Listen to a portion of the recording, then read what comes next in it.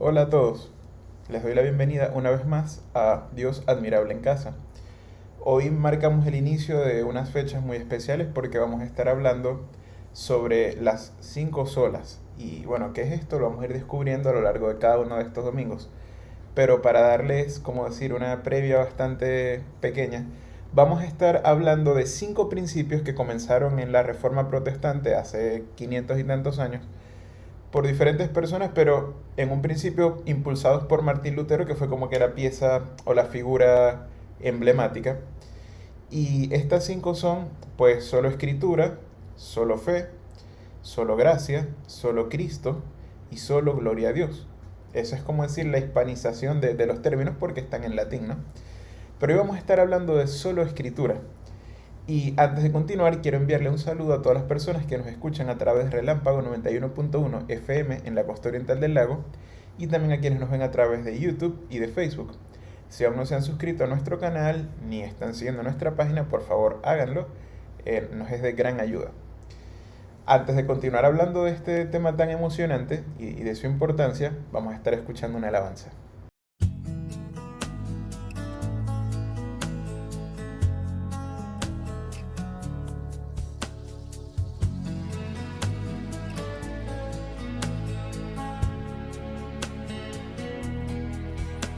No sé dónde comienzas tú, no sé dónde termino yo.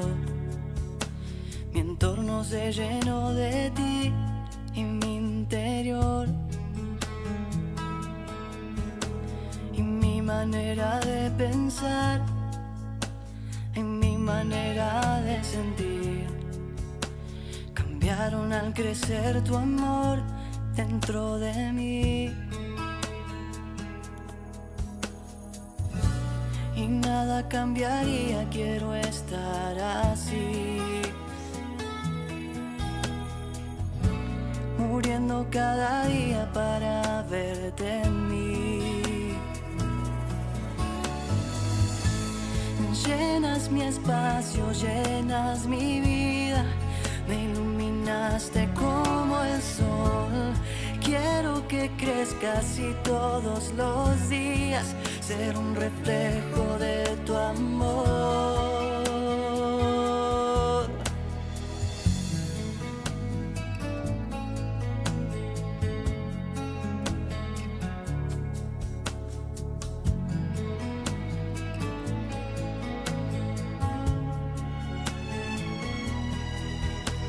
Con un sonido de mi voz, el viaje emprenderé por ti.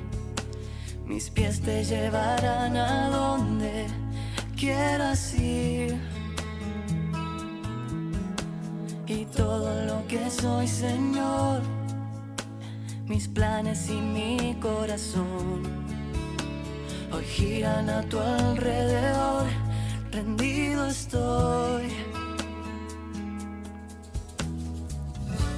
Y nada cambiaría, quiero estar así, muriendo cada día para verte en mí. Llenas mi espacio, llenas mi vida, me iluminaste como el sol. Quiero que crezcas y todos los días ser un reflejo de tu amor.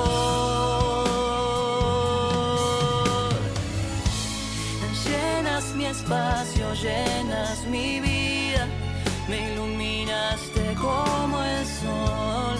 Quiero que crezcas y todos los días ser un reflejo de tu amor.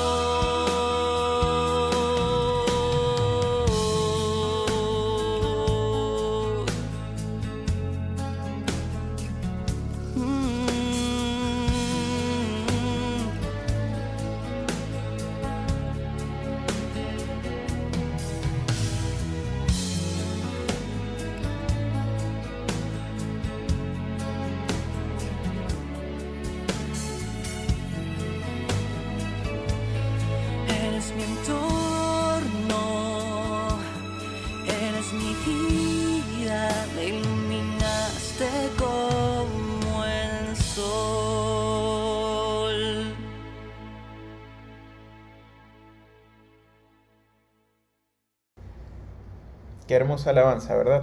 Bueno, hablando de la sola escritura, la sola escritura es muy importante, fue como que poner un freno y decir, estamos yendo por el camino equivocado, nos hemos desviado y tenemos que centrarnos y regresar otra vez a la Biblia. No es que ahora negamos la tradición, no es que ahora negamos la historia ni la cultura, no es que ahora negamos la razón ni nada, sino que simplemente nos dimos cuenta que nos estamos yendo por donde no era y que en última instancia en temas de fe debemos centrarnos en la Biblia. No fue un llamado a abandonar lo demás, fue un llamado a centrarse en la Biblia. Y eso pues es algo que es muy interesante, pero por supuesto vamos a estar escuchando más de esto en la enseñanza que tendremos hoy. Pero quiero que por ahora estemos cantando otra hermosa canción.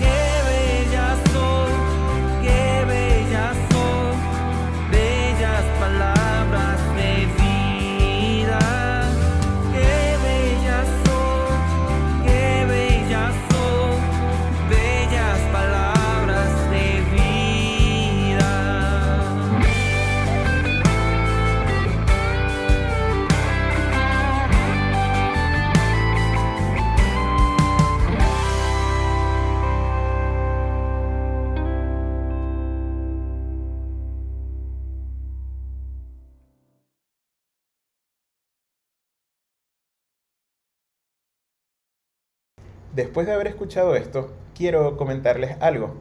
Les voy a compartir unos versículos que se encuentran en Segunda de Pedro, capítulo 1, y voy a leer los versículos 3 y 4, y vamos a aplicarlos con respecto a lo que dice el concepto de sola escritura. Vamos a tratar de contextualizarlo con respecto a lo que la Biblia nos dice sobre sí misma. Y nos está hablando y nos dice: su divino poder, al darnos el conocimiento de aquel que nos llamó por su propia gloria y excelencia, nos ha concedido todas las cosas que necesitamos para vivir como Dios manda. Así nos ha entregado sus preciosas y magníficas promesas para que ustedes, luego de escapar de la corrupción que hay en el mundo debido a los malos deseos, lleguen a tener parte en la naturaleza divina.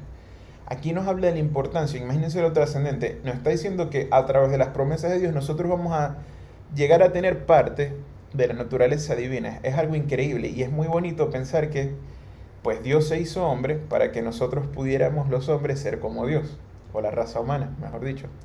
Así que bueno, quería compartir eso con ustedes. Vamos a estar escuchando otra alabanza, la pueden cantar si la conocen, y luego pues vamos a estar escuchando el mensaje de la palabra de Dios. Gracias por acompañarnos.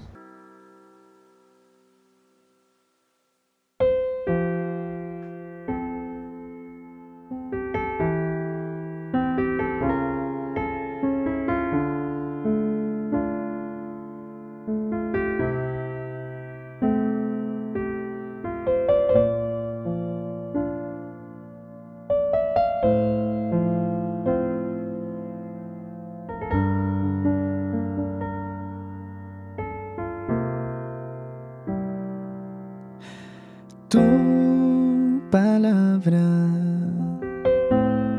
es como aceite sobre mis heridas, es el agua en el desierto y el color en el invierno. Tu palabra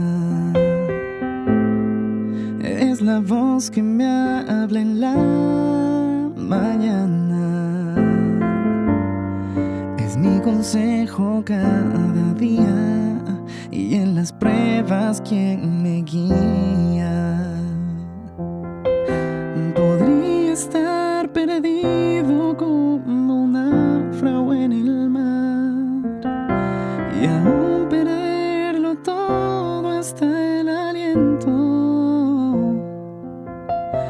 Podría estar hambriento como un niño sin hogar, pero yo sé que tu palabra siempre a mí me sostendrá.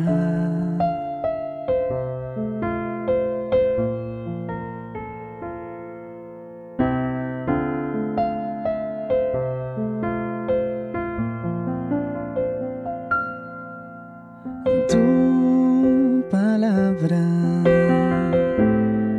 es como dulce miel para mis labios,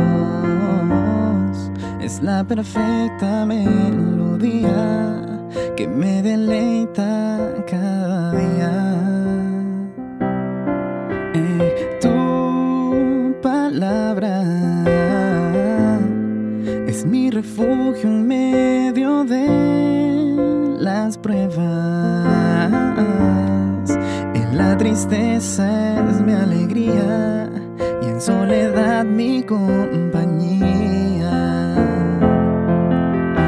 Podría estar perdido como un náufrago en el mar y aún perderlo todo hasta el aliento. Podría estar hambriento como un niño sin hogar, pero yo sé que tu palabra siempre a mí.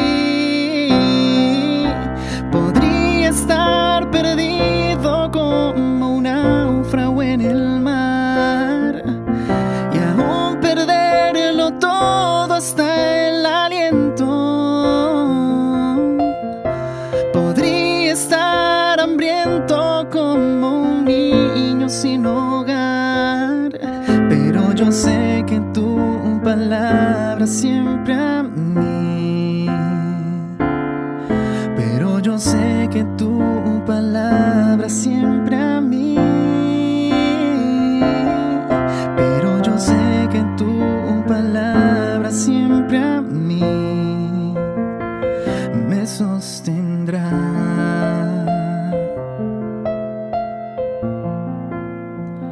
Tu palabra, Señor,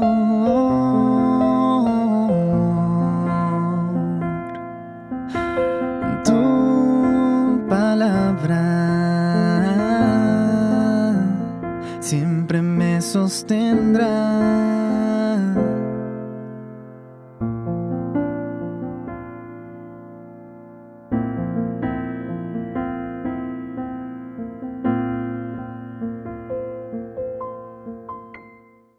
En el mes de octubre hay dos fechas importantes para nosotros como iglesia. La primera es que un 16 de octubre de 1994 fue la reunión formal como iglesia en la casa de la familia Villalobos. Era un grupo pequeño de unas 15, 16 personas comprometidas con Dios, apasionadas por Jesús, pero con un deseo profundo de poder compartir el evangelio con las personas de la zona norte de Maracaibo. Pero también en octubre celebramos lo que le llaman el mes de la Biblia, el mes de la Reforma Protestante, ya que un 31 de octubre de 1517, un monje agustiniano llamado Martín Lutero clavó sus 95 tesis en las puertas de la Catedral de Wittenberg como una protesta hacia lo que era la iglesia en aquel tiempo. Y lo que comenzó como una simple protesta contra el abuso, las ventas de indulgencias, culminó siendo un movimiento transformador para la iglesia y la sociedad. Considerado, por cierto, como uno de los acontecimientos más importantes en la historia de Occidente. Este movimiento no solo reorganizó las bases de la teología, de la doctrina, sino las bases del desarrollo de la vida, de las familias y de la sociedad, trayendo consigo un reimpulso y el despertar de la fe de los creyentes en Jesús.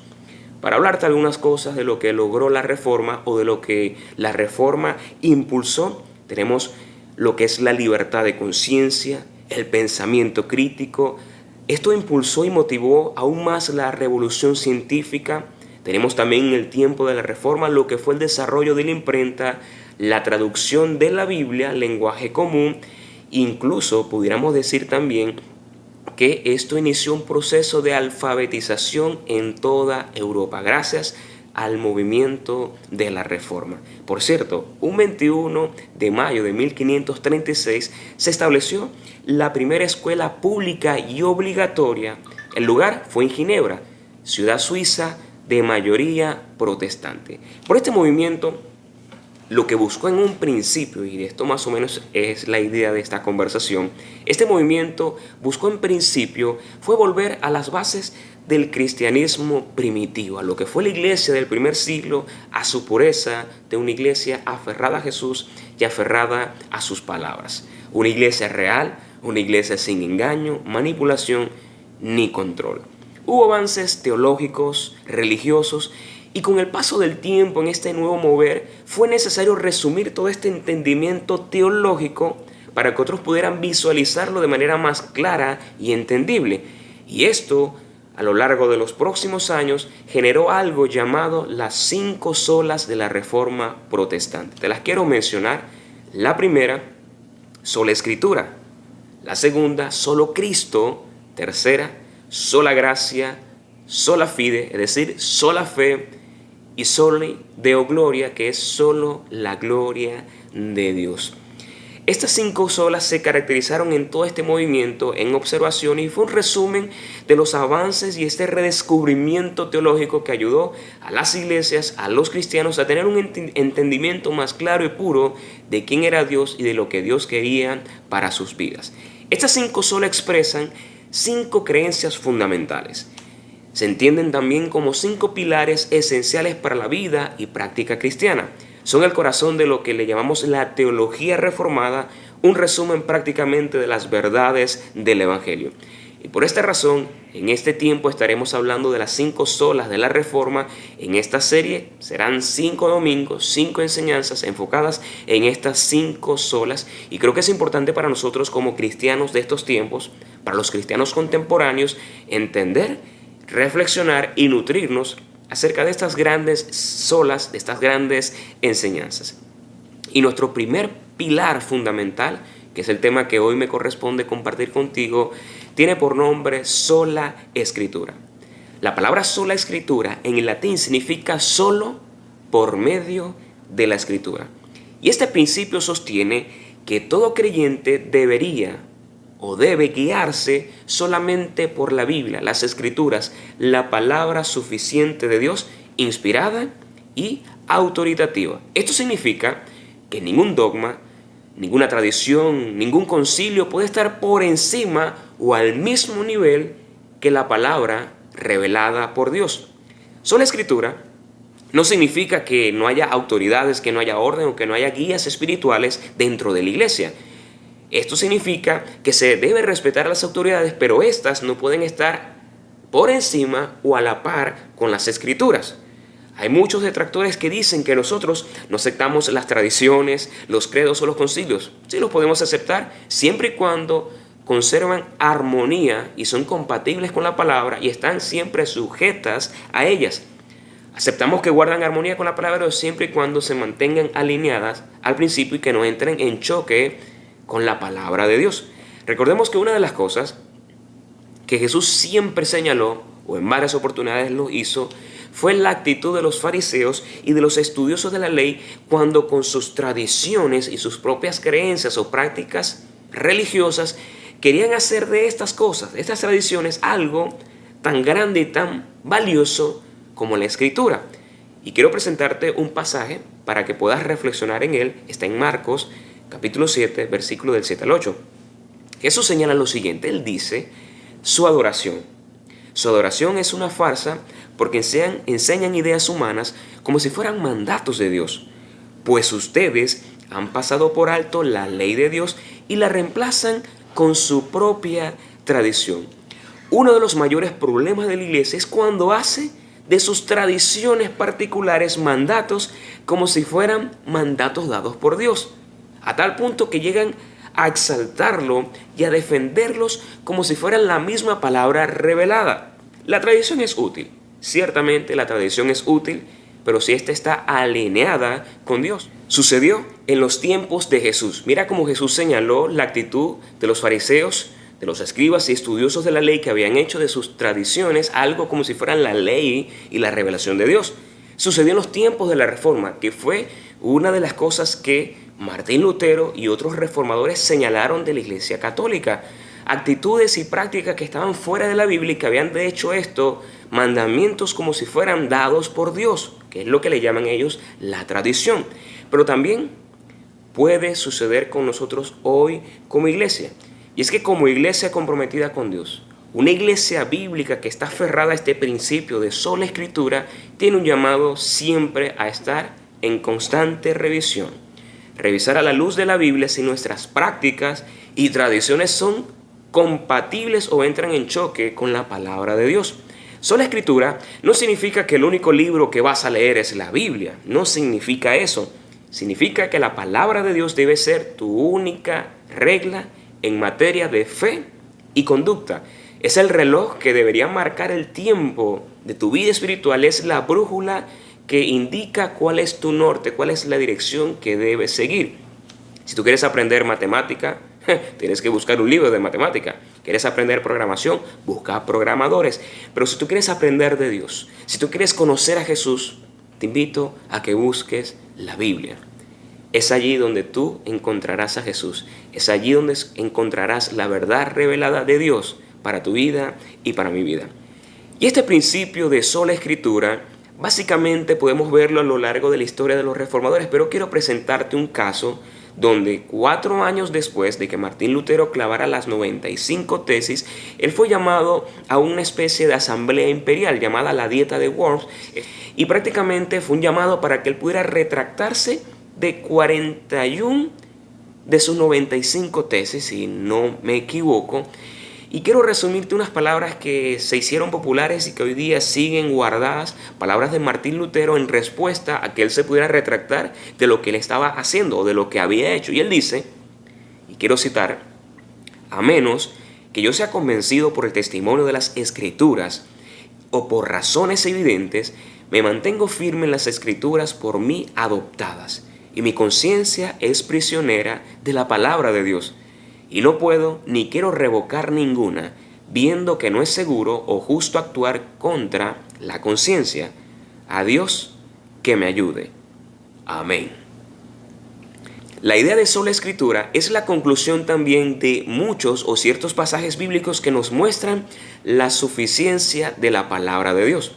Hay un caso donde Jesús presenta a su público o a algunas personas que estaban tratando de atacarlo, posiblemente también.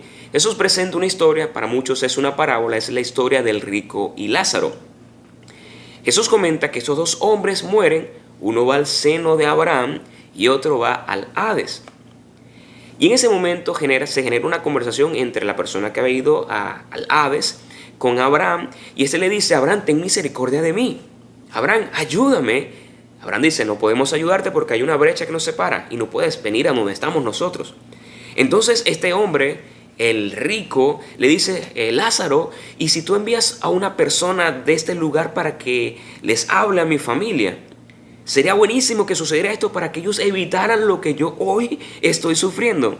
¿Y sabes cuál fue la respuesta de Abraham? Recuerda que esta historia la está construyendo Jesús. Cito, Lucas 16 del 29 al 31. Pero Abraham dijo, Moisés y los profetas ya les advirtieron. Tus hermanos pueden leer lo que ellos escribieron. El hombre rico respondió, no, padre Abraham, pero si se les envía a alguien de los nuestros, ellos se arrepentirán de sus pecados y volverán a Dios. Pero Abraham le dijo, si no escuchan a Moisés y a los profetas, no escucharán por más que alguno se levantara de los muertos. Cuando escuchamos la palabra Moisés y los profetas, se refiere a los escritos del Antiguo Testamento. Y en esa historia Jesús estaba dándole un valor hermoso a la Escritura. Él estaba reconociendo la Escritura como palabra revelada. Recuerda que Jesús es la palabra de Dios encarnada, y esa palabra de Dios encarnada estaba reconociendo las Escrituras como una fuente de autoridad. En esta historia este hombre estaba padeciendo y quería que su familia fuera alertada. ¿Y él qué solicitó? Envía a alguien que venga de acá a hablarles y le diga, esto es real. ¿Cuál fue la respuesta en la historia? A Moisés y a los profetas tienen que los escuchen a ellos. ¿Qué quiere enseñarnos esto? ¿Qué podemos tomar de esta historia? La palabra de Dios es suficiente en motivos de fe y de práctica cristiana. Años más tarde, muchos años más adelante, en el tiempo de los apóstoles, cuando el apóstol Pablo estaba predicando el evangelio a un grupo de personas en una comunidad, pasó algo interesante en esta comunidad, y era que estas personas tenían que validar el mensaje de Pablo. Y en Hechos capítulo 17, versículo 11 leemos, y los de Berea tenían una mentalidad más abierta que los de Tesalónica, y escucharon con entusiasmo el mensaje de Pablo. Día tras día examinaban las Escrituras para ver si Pablo y Silas enseñaban la verdad. Y te pregunto, ¿el apóstol Pablo quién era? ¿Un servidor cualquiera? No, era uno de los apóstoles, el apóstol de los gentiles. Y Pablo, como apóstol de Dios, le había sido revelado gran parte de los misterios de Dios. Por eso vemos que muchas de las epístolas que encontramos en el Nuevo Testamento son escritas por el apóstol Pablo. Imagínense eso, el apóstol Pablo siendo cuestionado en algún sentido, las enseñanzas de Pablo puestas en duda. ¿Qué hacían estas personas? Los de Berea tenían una mentalidad tan abierta que ellos escucharon con buena actitud el mensaje de Pablo, pero luego ¿qué hacían? Revisaban si lo que él decía era compatible con las Escrituras. ¿Qué te enseña esto? Que la palabra de Dios es nuestra autoridad y que todo debe ser filtrado a través de ella. Años más adelante, Pablo le escribe a dos de sus discípulos, a Timoteo y a Tito. Y a Timoteo, en 2 Timoteo capítulo 3, versículo del 15 al 17, él le dice lo siguiente: Timoteo, desde la niñez se te ha enseñado las Sagradas Escrituras, las cuales te han dado sabiduría para recibir la salvación que viene por confiar en Cristo Jesús. Toda la Escritura es inspirada por Dios y es útil para enseñarnos lo que es la verdad, para hacernos ver lo que está mal en nuestra vida. Nos corrige cuando estamos equivocados y nos enseña a hacer lo correcto. Dios la usa para preparar y capacitar a su pueblo para que haga toda buena obra. Sí, Pablo. Y si la iglesia del primer siglo estaba consciente del poder y de la utilidad de la palabra de Dios revelada en la vida de los creyentes, te pregunto algo. ¿Por qué en los tiempos de Martín Lutero la palabra de Dios era un recurso limitado para algunos? Te pregunto esto. ¿Por qué la palabra de Dios solamente podía leerla algunas personas? En aquellos tiempos las personas no tenían acceso a la Biblia.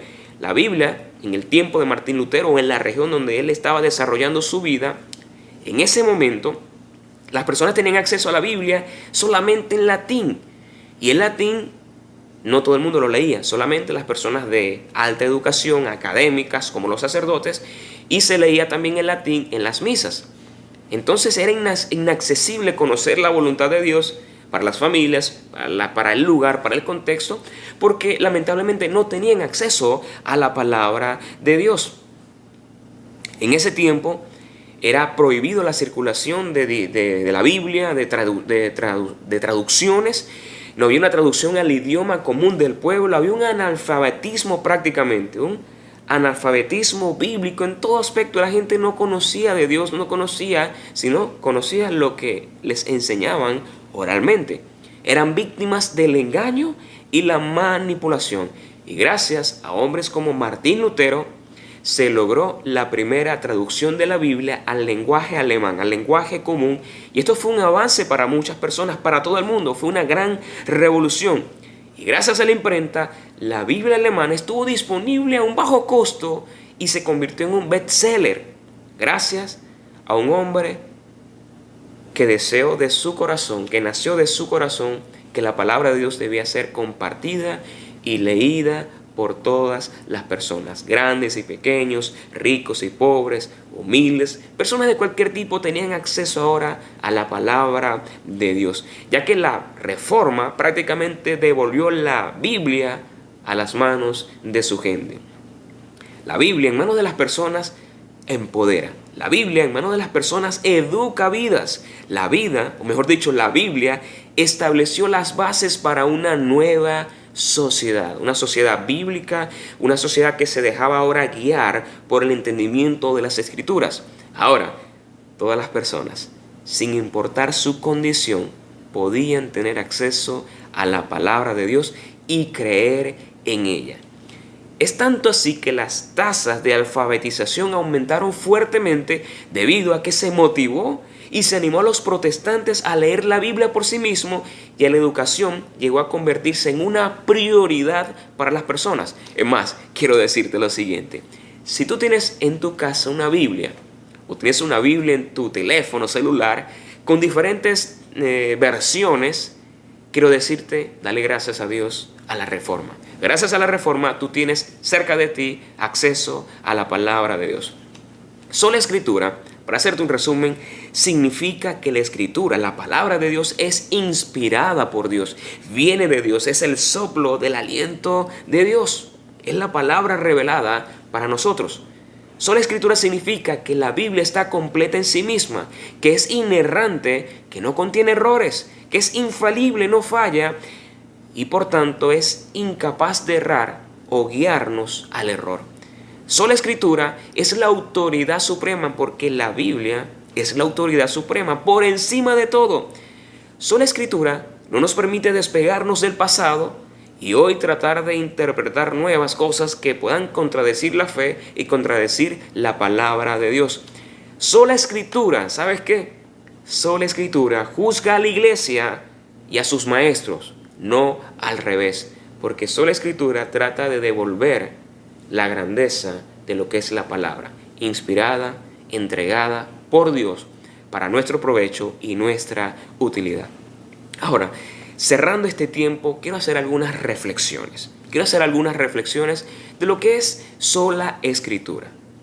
Mientras desarrollaba esta enseñanza, me decía, wow, qué riqueza conocer esto. Y tal vez hay personas que no conocen este tema y es una bendición poder compartir esta bendición, estas oportunidades de crecer en el conocimiento de Dios. Algunas reflexiones. Leamos la Biblia. Lee la Biblia. Mucha gente pagó un precio muy alto, incluso hasta su propia vida, para que tú y yo tuviéramos acceso hoy a la palabra de Dios. Si tienes la Biblia guardada, abierta o empolvada, yo te quiero motivar a que valores más la palabra de Dios, porque es la palabra de Dios revelada. Dejemos a un lado el analfabetismo bíblico y empecemos a crecer en el conocimiento de Dios.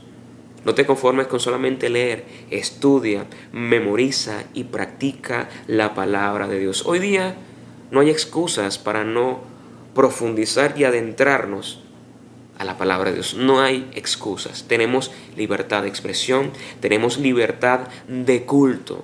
Podemos creer sin que nadie nos condene, nos persiga o nos señale. Tenemos libertad.